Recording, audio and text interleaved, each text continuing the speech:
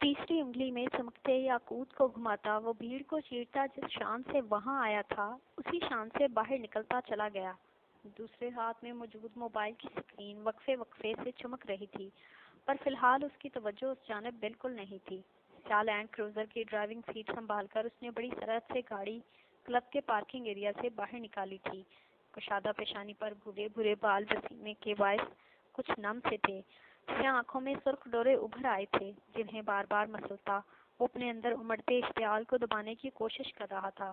Mobile की screen फिर से चमकी तो इस बार उसने एक निगाह गलत डैशिंग बोर्ड पर रखे मोबाइल की स्क्रीन पर डाली। वहां शांतल की कॉल आ रही थी।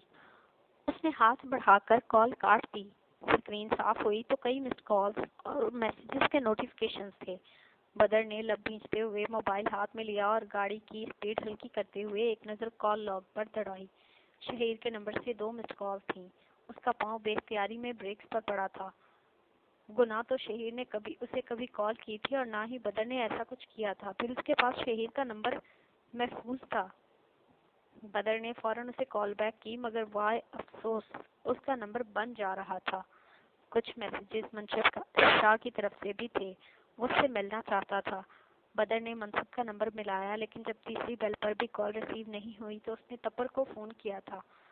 मालूम करो कि चौहानियों के साथ क्या मामला दरपेश है। शहीर साईं इस वक्त कहाँ है, ये भी मालूम करो तपर। उसे हिदायत देकर बदर ने गाड़ी आगे बढ़ा दी। अभी वो 1 किलोमीटर का फासला ही तय कर पाया था कि जब किसी सड़क के साइड से लिफ्ट के लिए हाथ हिलाया। वो नजरअंदाज करके आगे बढ़ जाना चाहता था, मगर उस शख्स के चेहरे पर नजर पड़ी तो गाड़ी रोकने पर मजबूर हो गया। गाड़ी रुकते ही वो सरहद से उसके साथ वाली सीट पर आ बैठा था। कहाँ गए थे तुम? उसने काफी संजीदगी से पूछा। आलम से मिलने, बदर ने बेतासुर लहजे में जवाब दिया। मिलने या लड़ने? शांतल का लहजा सर्द हो गया। ये लड़ाई वो बहुत पहले से चाहता था। मुझे अब जरूरत थी सो मैंने उसकी चाहत पूरी कर दी। बदर ने संजीदगी से जवाब दिया तो शांतल ने गर्दन मोड़कर उसकी जानिब देखा। आंख के पास कुछ सुर्खी सी थी। निचला होंठ भी शायद फट चुका था। बैरिस्टर बदर लुगारी पर यह वक्त आ गया है कि अपनी बीवी से केस जीतने की खातिर तुम किसी से भी सरफिरे से हाथापाई करते फिरोगे। शांतल ने काफी सफाकी से उसे लफ्जों का थप्पड़ मारा तो बदर ने गर्दन मोड़कर उसकी तरफ देखा। उस सरफिरे का सर फाड़ कर आ रहा हूँ। मैंने ऐसा किया क्योंकि यही उसकी शर्त थी, वरना गवाही लेने के और बहुत से दूसरे तरीके आते हैं मुझे। उसने इत्मीनान भरे लहजे में कहा तो शांतल ने हौले से नफी में सर हिलाया। तुम्हारे हालात बता रहे हैं कि जरूरत पड़ने पर तुम अपनी बीवी की खातिर अपना सर भी फाड़ लोगे। शांतल ने संजीदगी से कहा तो बदर के लब मबहम सा मुस्कुराए। देर से समझे हो, पर बिलाखिर तुम मुझे सही समझे हो। बदर ने नाक पर से मक्खी उड़ाने वाले अंदाज में कहा तो शांतल हुक्कारा भरकर रह गया। तकरीबन 20 मिनट बाद उसकी गाड़ी कराची के पोश इलाके में पूरी शान शौकत से खड़ी लुगारी हाउस की इमारत के सामने रुकी थी। मुझे लगा तुम इस शक्ल के साथ अपने फार्म हाउस जाओगे। शांतल ने गैर संजीदा सी अंदाज में उस पर चोट की तो बदर ने उसे घूरा। मैं इस शक्ल के साथ हर जगह जा सकता हूँ जहाँ मैं जाना चाहूँगा। मुझे इन मामूली जख्मों पर कोई शर्मिंदगी नहीं है। बदर ने अच्छे से उसकी तबीयत साफ की। गाड़ी से निकलते हुए उसे अपनी समातों में अपने मोबाइल की घंटी बजती हुई महसूस हुई तो बदर ने मोबाइल स्क्रीन अपने सामने की। वहाँ तपर की कॉल थी। बदर ने कॉल रिसीव करके फोन कान से लगा लिया। बोलो तपर। मजबूत चाल चलता वो अंदरूनी इमारत की तरफ बढ़ते हुए बोला। शांतल उसके साथ ही था। साईं अलीशा बीबी और उनका भाई दोनों ही कुछ देर पहले घर से भाग चुके हैं। मेरे आदमी ने उनका पीछा किया था। उसके मुताबिक वो दोनों अब सैयदों के गद्दी नशीन सैयद मनसब आलम शाह की हिफाजत में हैं। तप्पर ने मुख्तसरन उसे हालात की बारीक बीनी से मुतला किया तो बदर को यकगोना सुकून हुआ। क्या जहानियों ने उनका पीछा नहीं किया? पहला सवाल जो उसके जहन में आया था वो उसने फौरन पूछ लिया था।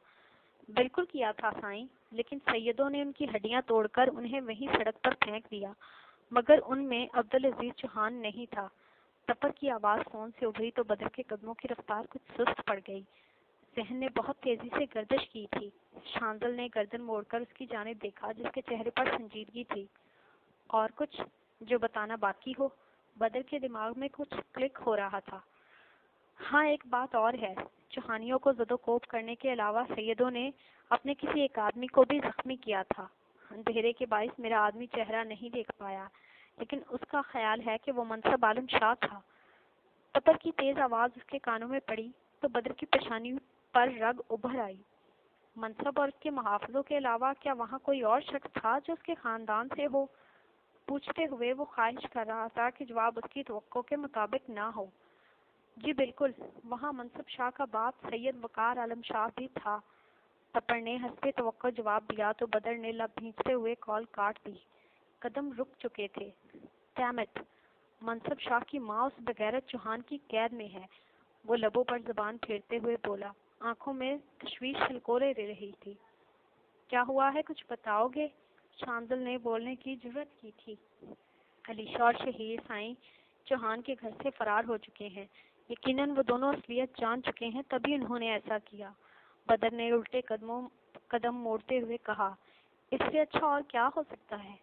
شانزل نے کہا تو بدر نے سنجیدہ نگاہوں سے اس کی طرف دیکھا، پھر اسے ساری بات بتاتا چلا گیا۔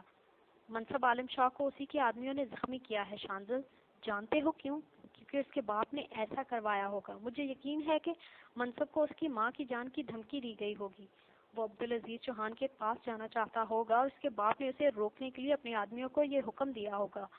کڑی سے کڑی ملاتا وہ پر یقین لہجے میں بولتا چلا گیا، اور تمہیں کیوں لگتا ہے کہ چوہان نے اس سید کو اس کی ماں کی طرف سے کوئی دھمکی دی ہوگی؟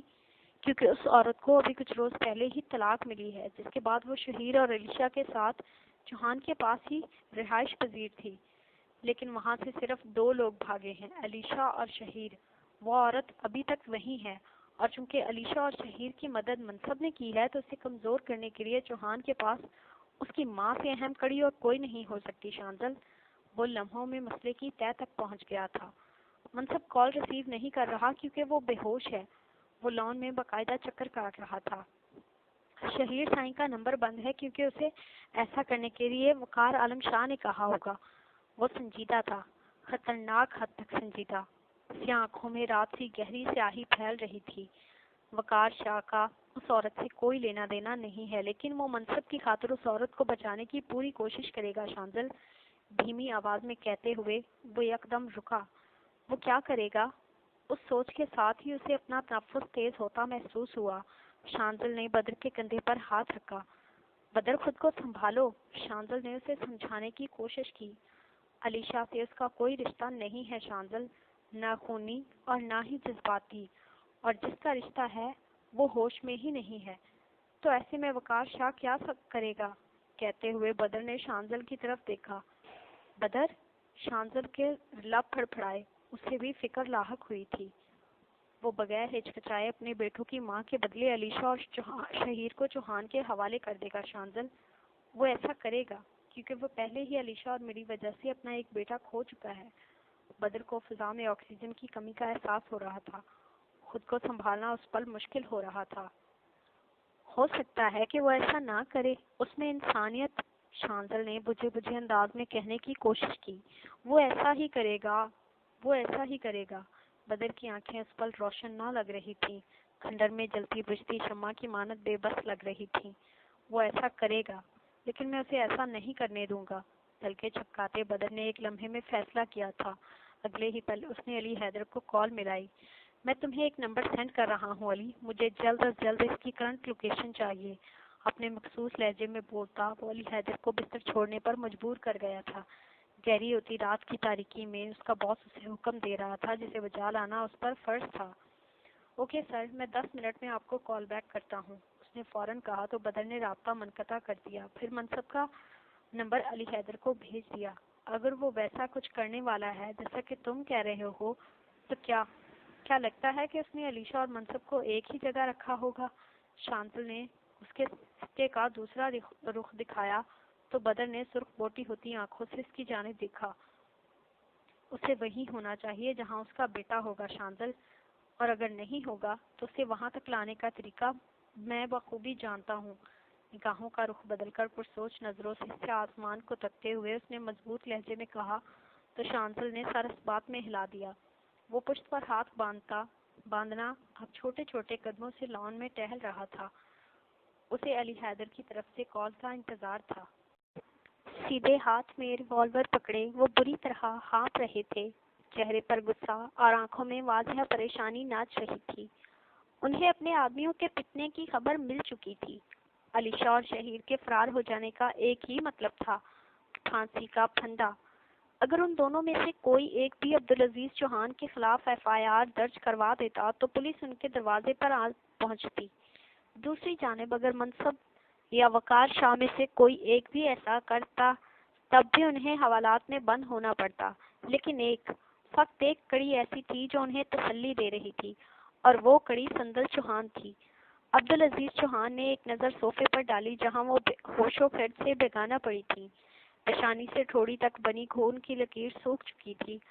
ان کا شاطر دماغ بری طرح گھوم رہا تھا، کچھ سجھائی نہ دے رہا تھا۔ فیصلہ مشکل تھا، بچاؤ یا پھر بدلہ، اور ان کے اندر کمینگی انہیں بدلے کی ترغیب دے رہی تھی، کیونکہ وہ خود تو ہر طرف سے پھنس چکے تھے اور بچاؤ تقریباً ناممکن تھا، لیکن بدلہ آسان تو بدلہ لینا بھی نہیں رہا تھا کیونکہ علیشا ان کے ہاتھ سے نکل چکی تھی، لیکن اگر وہ کسی طرح اسے دوبارہ دبوچ لیتے تو پھر بدلہ لینا ممکن تھا۔ ٹرن ٹرن موبائل کی بجتی گھنٹی نے ان کی توجہ اپنی جانب کھینچی تو انہوں نے موبائل نظروں کے سامنے کیا۔ وقار عالم شاہ کا نام جگمگا رہا تھا۔ عبدالعزیز چوہان کے لبوں پر ایک کمینی مسکراہٹ ڈر آئی۔ میں جانتا تھا کہ تم مجھے ضرور کال کرو گے۔ فون کان سے لگاتے ہی وہ زہرخند لہجے میں بولے، مجھے اپنے بیٹوں کی ماں چاہیے، زندہ صحیح سلامت۔ ان کی بھاری آواز فون کے سپیکر سے ابھری۔ اور تم جانتے ہو کہ بدلے میں مجھے کیا چاہیے؟ عبدالعزیز چوہان نے فوراً کہا۔ وہ دونوں بہن بھائی سندل کے بحریہ ٹاؤن والے فلیٹ میں ہیں۔ ابھی میں فلیٹ کے باہر ہی موجود ہوں، لیکن کچھ دیر ہی میں اپنے آدمیوں کو لے کر یہاں سے نکل جاؤں گا۔ تم سندل کو یہاں لے آؤ اور اپنے بھتیجا بھتیجی کو لے جاؤ، وقار شاہ نے بنا جھجکے صاف لہجے میں کہا۔ تو عبدالعزیز چوہان نے گردن موڑ کر سندل کی طرف دیکھا۔ وہ ہنوز ہوش و خرد سے بیگانہ تھی۔ اور کیا گارنٹی ہے کہ تم میرے ساتھ کوئی کھیل نہیں کھیل رہے؟ چوہان نے سلگتے ہوئے لہجے میں پوچھا۔ گارنٹی تمہارے پاس، تمہاری قید میں ہے۔ اگر تم فلیٹ کے آس پاس کچھ غیر معمولی دیکھو تو سندل کو گولی مار دینا، اور اگر علیشا اور شہیر کو ساتھ لے جاتے ہوئے راستے میں کچھ غیر معمولی محسوس کرو تو ان دونوں کو گولی مار دینا، لیکن خیر ان دونوں کے جینے مرنے سے مجھے بالکل فرق نہیں پڑتا۔ وقار عالم شاہ نے تفصیل سے جواب دیا تو وہ لمحہ بھر کو خاموش ہو گئے۔ یہ آفر صرف ابھی کے لیے ہے۔ اگر تم سندل کو کچھ کرتے ہو یا تم نے میری ملکیت میں سے کسی گھر میں دراندازی کی تو یاد رکھنا کہ سید وقار عالم شاہ تمہیں زمین کی 7ویں تہہ میں سے باہر نکال کر دوبارہ اسی تہہ میں گاڑ دے گا۔ انہوں نے مزید کہا تو عبدالعزیز چوہان نے اپنے لب بھینچ لیے۔ وقار عالم شاہ کی آواز بھاری اور لہجہ مضبوط تھا، انداز میں کوئی رعایت نہ تھی۔ مجھے منظور ہے، لیکن سبحانی والے معاملے کا کیا ہوا؟ عبدالعزیز چوہان نے کچھ سوچ کر پوچھا۔ یہ آفر میں نے تمہیں اس لیے دی تاکہ تم اپنے بیٹے کی موت کا بدلہ لے کر اپنا دل ٹھنڈا کر سکو چوہان۔ اس کے بعد میں اپنا دل ٹھنڈا کروں گا، ٹھنڈے ٹھار لہجے میں کہہ کر انہوں نے کال کاٹ دی۔ عبدالعزیز چوہان نے ٹوں ٹوں کرتے موبائل کی سکرین کو گھورا۔ اشارہ صاف تھا، وقار عالم شاہ سے سبحانی کا خون ہرگز معاف نہیں کرنے والا تھا۔ عبدالعزیز چوہان نے ایک گہرا سانس خارج کیا، پھر اپنے خاص ملازم کو آواز دی، سندل کو گاڑی میں ڈالو، ہم نکل رہے ہیں۔ اسے حکم دیتے وہ تیزی سے اپنے کمرے کی طرف بڑھ گئے۔ وہ پچھلے 2 گھنٹے سے جلے پیر کی بلی کی مانند یہاں سے وہاں ٹہل رہی تھی۔ بار بار اس انگریزنی کا چہرہ اس کی آنکھوں میں گھوم رہا تھا، اس کا لب و لہجہ، وہ انداز، سب کچھ اس کا دل جلائے دے رہا تھا۔ لیکن کیوں؟ وہ کیوں جھلس رہی تھی؟ اس کے اندر شدت سے سوال ابھرا تھا۔ مہربان نے لب بھینچتے ہوئے اپنا سر ہاتھوں میں تھام لیا۔ وہ بے اختیار بیڈ پر ڈھہنے کے سے انداز میں لیٹ گئی۔ نہیں منصب شاہ، نہیں، میں تمہیں اس کے لیے معاف نہیں کروں گی۔ آنکھیں بند کرتی وہ بڑبڑائی۔ دل عجیب ہی شور مچا رہا تھا۔ سیاہ ہجر گیا، درد انتظار گئے، کسی کا درد گیا، درد کے حصار گئے، اداس رات، خزاں ہم سفر، سفر گمنام، تیرے خیال کے موسم ہمیں تو مار گئے، نہ جاں بھڑکتی ہے اپنی نہ راکھ ہوتے ہیں، ہمیں یہ کیسی مصیبت میں تم اتار گئے، عجیب دشمنے جہاں تھا کہ بن لڑے جیتا، عجیب جنگ تھی ہم جس میں ہار گئے۔ دروازہ کھلنے کی آواز پر وہ اٹھ کر بیٹھی، کمرے سے نکل کر دیکھا تو بیرونی دروازے پر وقار عالم شاہ تھے۔ آپ اندر رہیں مہرماں، انہوں نے اسے کہا تو وہ خود سے الجھتی کمرے کا دروازہ بند کر کے اندر آ گئی۔ 5 سے 7 منٹ کے وقفے کے بعد اس کے کمرے کا دروازہ نوک ہوا تھا۔ مہرماں نے پلٹ کر دیکھا۔ آ جائیں، اس نے اس جانب دیکھتے ہوئے کہا، لیکن دروازے کو ادکھلا چھوڑ کر وہ اس تک اپنی بات پہنچا رہے تھے۔ میں ذرا جلدی میں ہوں، پھر آؤں گا، آپ باہر آ جائیں اور منصب کا خیال رکھیں۔ ان کی بھاری آواز ابھری تو وہ سرعت سے اس جانب آئی۔ دروازہ کھول کر لیونگ ایریا میں آئی تو وہاں منصب کو صوفے پر لیٹا پایا۔ اس کے سر پر بندھی پٹی کے باعث وہ کچھ دیر پہلے کی گئی وقار شاہ کی ہدایت کی بابت سمجھ گئی تھی۔ وہ بے ہوش تھا، اسے یقیناً وقار شاہ کے آدمی اندر لے کر آئے تھے، تبھی اسے کمرے میں رہنے کی تلقین کی گئی تھی۔ مہربان نے نم پڑتی آنکھوں سے بیرونی دروازے کی طرف بڑھتے وقار شاہ کی پشت کو دیکھا، پھر چھوٹے چھوٹے قدم اٹھاتی اس کی جانب آ گئی، جو ہوش و خرد سے بیگانہ صوفے پر پڑا تھا۔ کیا ہوا ہے اسے؟ یہ سو رہا ہے کیا؟ مہرماں کی آواز پر وقار شاہ کو اپنے قدم روکنا پڑے۔ معمولی سی چوٹ ہے، کچھ دیر میں جاگ جائے گا، فکر مت کرو، سنجیدگی سے کہہ کر وہ باہر نکلتے چلے گئے۔ مہرماں نے گردن موڑ کر پھر اس کی طرف دیکھا، جو آنکھیں موندے اس کی موجودگی سے یکسر انجان صوفے پر پڑا تھا۔ الجھے ہوئے سیاہ بالوں کے درمیان سفید پٹی چمک رہی تھی۔ پیشانی پر چوٹ کا کوئی نشان نہ تھا، یعنی سر کی پشت زخمی تھی۔ لب بیچتے ہوئے وہ بہت آہستگی سے اس کے پاس اپنے لیے جگہ بنا کر بیٹھ گئی۔ ایسا کچھ نہیں ہے جیسا تم سوچ رہی ہو۔ اسے بے اختیار اس کے الفاظ یاد آئے۔ کیا تم اب بھی اس رات کو لے کر ناراض ہو؟ وہ لڑکی اس بار مہرماں کے مقابل آ کھڑی ہوئی تھی۔ اس نے لبوں کو سکیڑتے ہوئے ایک ٹھنڈی سانس خارج کی۔ وہ بے اختیار ہاتھ بڑھا کر اس کی پیشانی کو انگلی کی پوروں سے چھوا۔ تم کیوں خاموش ہو؟ اس کے ہونٹوں نے بہت آہستگی سے جنبش کی۔ سیاہ آنکھوں میں منصب کے لیے تفکر ابھر آیا تھا۔ میں نے تم سے لڑنا تھا، وہ مزید بولی۔ مجھے لگا تم مجھے وضاحت دو گے۔ اس نے پلکیں جھپکائیں، آنکھوں میں نمی سی امڑ رہی تھی۔ بار بار زخمی ہو کر کیا کرنا چاہتے ہو تم، ہاں؟ پوچھتے ہوئے اس کی آواز قدرے بلند ہوئی، لہجے میں شکوہ در آیا۔ اگر تمہیں لگتا ہے کہ میں ہر بار تمہارے لیے پریشان ہو جاؤں گی تو یہ تمہاری غلط فہمی ہے، کہتے ہوئے اس کی آواز بھرا گئی۔ اگر تمہیں لگتا ہے کہ میں تمہاری تکلیف پر روں گی تو یہ تمہاری بھول ہے۔ اس کی آنکھ سے بے اختیار آنسو چھلکا تھا۔ اگر تمہیں لگتا ہے کہ اس طرح تم مجھ سے اعتراف محبت کروا لو گے تو یہ تمہاری خوش فہمی ہے، روتے ہوئے کہتی وہ جھکی اور اس کے سینے پر سر رکھ دیا۔ اٹھ جاؤ، حکم دیا تھا، خاموش مت رہو، گزارش کی تھی۔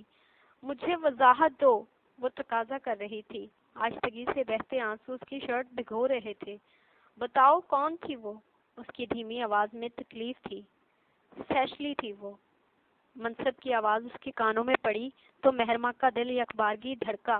اس نے فوراً سر اٹھا کر اسے دیکھا، جو لب بھینچے اسے ہی دیکھ رہا تھا۔ سرمئی آنکھوں میں سرخی سی تھی، وجیح چہرے پر تکلیف کے آثار تھے۔ ایک زبردستی کی دوست، وہ مزید بولا۔ پھر وہ رکا نہیں تھا، نہ چاہتے ہوئے بھی بولتا چلا گیا، اور وہ دم سادھے اسے سنتی رہی۔ وقت بیتتا رہا، رات سرکتی رہی۔ دامن خالی ہاتھ بھی خالی، دست طلب میں گرد طلب، عمر گریزاں مجھ سے لپٹ مجھ پر رو۔ صوفے پر بیٹھی وہ لب سے دھندلی آنکھوں سے اپنی ہتھیلی کو گھور رہی تھی۔ گلاب چہرے پر اس پر زردی سی کھنڈی ہوئی تھی۔ دل کی دھڑکن رفتہ رفتہ سست پڑ رہی تھی۔ کیوں، کیسے، کب، بہت سے سوالات اس کے اندر سر اٹھا رہے تھے، مگر جواب ندارد۔ حقیقت یہ تھی کہ اس کے اندر اس شخص کا سامنا کرنے کی ہمت نہیں ہو رہی تھی جسے اس نے اپنے پیچھے خوار کرنے کے بعد بھی کوئی آس کا سرا نہ تھمایا تھا، جس سے محبت کا دعویٰ اس نے بڑے دھڑلے سے کیا تھا۔ ہاں، وہ اس دعوے پر پوری نہ اتر پائی تھی، اور وہ جو نفرت کیا کرتا تھا، کیسے اس کی محبت میں ہر حد پار کر گیا تھا۔ اس کی بھوری آنکھوں سے آنسو ٹوٹ کر ہتھیلیوں پر گرنے لگے تو اس نے ہاتھوں کی مٹھیاں بھینچ لی۔ پاس بیٹھے شہیر نے نرمی سے اس کے کندھے پر ہاتھ رکھا۔ ہمت سے کام لیں آپا، ابھی ایک اور امتحان باقی ہے، شہیر نے دھیمی آواز میں کہا تو علیشا نے سر اٹھا کر اس کی جانب دیکھا۔ مجھے نہیں لگتا کہ مجھ میں مزید ہمت باقی ہے، میں تھک چکی ہوں شیری، پلیز بدر کو بلا دو، وہ سب ٹھیک کر دیں گے۔ اس کی طرف دیکھتی وہ بھرائی ہوئی آواز میں بولی، وقار انکل میرا موبائل اپنے ساتھ لے گئے ہیں، میں بدر سے کیسے رابطہ کروں آپ ہی بتائیے، اور پھپھو انہوں نے ہماری خاطر اپنی جان خطرے میں ڈالی ہے آپا، شہیر نے بھرپور سنجیدگی سے کہا تو علیشا نے ہولے سے نفی میں سر ہلایا۔ انہوں نے ایسا کیا تاکہ ہم زندہ رہیں، لیکن ہم کیا کرنے جا رہے ہیں؟ وہ لرزتی ہوئی آواز میں بولی تو شہیر لمحہ بھر کو خاموش ہو گیا۔ وقار انکل ہمیں کچھ نہیں ہونے دیں گے، یقین رکھیں، کچھ دیر بعد اس نے کہا تو علیشا نے پھر سے گردن ہلائی۔ یہ رسکی ہے، میں ایسا نہیں کروں گی، اپنی جگہ سے اٹھتی وہ فیصلہ کن انداز میں بولی۔ آپا پلیز ایسا مت کریں، شہیر نے اس کا ہاتھ تھام لیا۔ چھوڑو مجھے، میں یہاں نہیں رہوں گی، میں جا رہی ہوں، اپنا ہاتھ چھڑواتی وہ دروازے کی طرف بڑھتے ہوئے بولی۔ یہ سندل کا فلیٹ تھا جہاں کچھ دیر پہلے وقار شاہ ان دونوں کو چھوڑ کر گئے تھے۔ بے وقوفی مت کریں آپا، اس کے پیچھے لپکتا وہ چیخا، مگر علیشا نے پرواہ کیے بنا دروازہ کھولا اور باہر نکل گئی۔ آپا رک جائیے، اگر ہم یہاں نہ رکے تو تایا سائی پھپھو کو مار دیں گے، وہ اس سے گزارش کر رہا تھا۔ نہیں شہیر، مجھے کسی گیم کا حصہ نہیں بننا۔ وہ تیز تیز قدم اٹھاتی مین روڈ کی جانب گامزن تھی۔ شہیر اسے سمجھانے کی اپنی سی کوشش کر رہا تھا جب سامنے سے آتی گاڑیوں کی تیز ہیڈ لائٹس نے علیشا کو قدم روکنے پر مجبور کر دیا۔ اس نے آنکھیں چھوٹی کر کے دیکھنے کی کوشش کی تھی، اگلے ہی پل اس کا دل ڈوب کر ابھرا تھا۔ وہ الٹے قدموں بھاگی تھی۔ چوہانیوں کو گاڑیاں روکتے دیکھ شہیر نے اپنے ہاتھ اوپر کر لیے۔ عبدالعزیز چوہان سڑک سے اس کی جانب آئے تھے۔ 1 منٹ سے بھی کم کے وقفے میں انہوں نے علیشا کو بالوں سے پکڑا تھا۔ وہ تڑپ کر رہ گئی۔ بھاگتی کہاں ہے بغیرت؟ تیرا تو آج وہ حشر کروں گا کہ تیری روح کانپ اٹھے گی۔ اسے اپنے ساتھ گھسیٹتے وہ چلائے۔ ان کے آدمی تیزی سے سڑک کے اطراف میں پھیل رہے تھے۔ ایک نے شہیر کی پیشانی پر پستول تان لی تھی۔ چھوڑیں مجھے، چھوڑ دیں تایا ورنہ جان سے جائیں گے آپ، اپنے بال چھڑوانے کی کوشش کرتی وہ روتے ہوئے چلائی۔ ان پر کوئی اثر نہیں تھا۔ چوہانیوں میں سے ایک سندل بیگم کے بے ہوش وجود کو اٹھائے سندل بیگم کے فلیٹ کی جانب جا رہا تھا، جبکہ شہیر پر پستول تانے کھڑے آدمی نے شہیر کو بھی اسی جانب گھسیٹا۔ شہیر کو نشانے پر رکھ کر وہ سندل کو فلیٹ پہ چھوڑنے کا ارادہ رکھتے تھے تاکہ کسی گڑبڑ کی صورت میں شہیر کو ڈھال بنا سکیں۔ علیشا کو اپنی گاڑی کی پچھلی سیٹ پر دھکا دے کر وہ خود ڈرائیور کے ساتھ والی سیٹ پر جا بیٹھے، جبکہ علیشا کے دائیں بائیں 2 آدمیوں نے سیٹ سنبھال کر اس کی پسلیوں پر ریوالور کی نال رکھ دی۔ علیشا کی آواز دب سی گئی، حلق یکدم خشک ہوا تھا، بے بس آنکھیں خوف کے عالم میں آنسو بہانے لگیں۔ گاڑی چلاؤ ڈرائیور، اپنی مچھوں کو تاؤ دیتے وہ پرسکون سے انداز میں بولے تھے۔ علیشا نے بہت آہستگی سے گردن موڑ کر پیچھے دیکھا تھا۔ دھندلی نگاہوں کے سامنے پستول کی نوک پر شہیر کا وجود نظر آیا تھا۔ اس نے بے اختیار منہ پر ہاتھ رکھ لیا۔ شہیر کو اس سے پچھلی گاڑی میں بٹھایا جا رہا تھا۔ علیشا کی بھیگی آنکھوں میں 1.5 گھنٹے قبل کا منظر گھومنے لگا جب وقار عالم شاہ نے ان دونوں بہن بھائی کو سندل بیگم کے فلیٹ میں چھوڑا تھا۔ کیا بھائی یہاں نہیں رکیں گے؟ منصب کو اندر نہیں لایا گیا تھا، اس لیے وہ پوچھ رہی تھی۔ یہاں صرف تم دونوں رکو گے، وقار شاہ نے سنجیدگی سے کہا تو علیشا اور شہیر نے ایک دوسرے کی طرف دیکھا۔ میری بات غور سے سنو، سنگل صوفے پر بیٹھتے وہ دھیمی آواز میں بولے تو شہیر اور علیشا کو بھی بیٹھنا پڑا۔ میں تم دونوں کو عبدالعزیز چوہان کے حوالے کرنے جا رہا ہوں۔ الفاظ کیا تھے؟ کوئی بم تھا جو علیشا کے سر پر پھوٹا تھا۔ وہ بے اختیار صوفے سے اٹھ کھڑی ہوئی۔ آپ ایسا کیسے کر سکتے ہیں، یہ جانتے بوجھتے بھی کہ وہ ہمیں مار دیں گے؟ کیوں انکل؟ خود کو سنبھالتی وہ مضبوط لہجے میں گویا ہوئی۔ وہ ایسا نہیں کرے گا۔ ہاں اگر میں نے تم دونوں کو اس کے حوالے نہ کیا تو وہ سندل کو ضرور مار دے گا، وہ ٹھہرے ہوئے لہجے میں بولے تھے۔ علیشا لمحہ بھر کو کچھ نہ بولی۔ اس کا مقصد تمہارے شوہر سے بدلہ لینا ہے۔ ضروری نہیں کہ وہ تمہیں قتل کرے، ہو سکتا ہے کہ وہ تمہیں چارہ بنا کر تمہارے شوہر کو قتل کرنے کی کوشش کرے۔ وہ بڑی صفاقی سے حقیقت اگل رہے تھے۔ علیشا کی آنکھیں نم ہونے لگیں۔ اور بالفرض اگر وہ تم دونوں کو جان سے مارنا چاہتا ہے تب بھی ایسا کرنے کے لیے وہ تم دونوں کو کسی ویران جگہ لے جائے گا، لیکن اس سے پہلے ہی پولیس اسے دبوچ لے گی۔ وقار شاہ نے اس بار نرم لہجے میں کہا تو علیشا نے نفی میں سر ہلایا۔ اس بات کی کیا گارنٹی ہے؟ اگر پولیس وقت پر نہ آئی تو؟ میرے ساتھ کچھ بھی ہو گیا تو؟ میرے شوہر کو کچھ ہوا تو؟ وہ رونے والی ہو گئی۔ یہ تمہیں اپنے شوہر پر شک کرنے سے پہلے سوچنا چاہیے تھا۔ ایک اور تھپڑ تھا جو اس کے گال پر پڑا تھا۔ وہ بے بسی اسے دیکھتی رہ گئی۔ میرے لیے نہ تم اہم ہو اور نہ ہی سندل، تم دونوں خواتین ہی میرے بیٹے کے لیے اہم ہو، اس لیے یقین رکھو کہ سندل کے ساتھ ساتھ میں تمہیں بچانے کی بھی پوری کوشش کروں گا۔ حتمی انداز میں کہتے وہ اٹھ کھڑے ہوئے۔ میں آپ کا ساتھ دینے کو تیار ہوں انکل، مجھے بس یہ بتا دیں کہ کیا کرنا ہے۔ شہیر اس تمام دورانیے میں پہلی مرتبہ بولا تو انہوں نے اس کی طرف دیکھا۔ تم دونوں کو یہاں انتظار کرنا ہے، تمہارا وہ خبیث تایا یہاں خود آئے گا اور سندل کو چھوڑ کر تم دونوں کو لے جائے گا۔ میرے خاص آدمی آس پاس ہی موجود ہوں گے، کسی بری صورتحال میں وہ اپنا آپ آشکارا کر دیں گے اور تم دونوں کی حفاظت کرنے کی کوشش کریں گے، اور اگر معاملہ اسی طرح چلتا رہا جیسا کہ میں نے کہا تو وہ ساری سرگرمی کی خبر مجھے دیں گے اور میں پولیس لے کر راستے میں ہی اسے دبوچ لوں گا۔ وقار شاہ نے کافی تفصیل سے انہیں بات بتائی تو شہیر نے سر اس بات میں ہلایا۔ علیشا ڈھہنے کسی انداز میں صوفے پر بیٹھ چکی تھی۔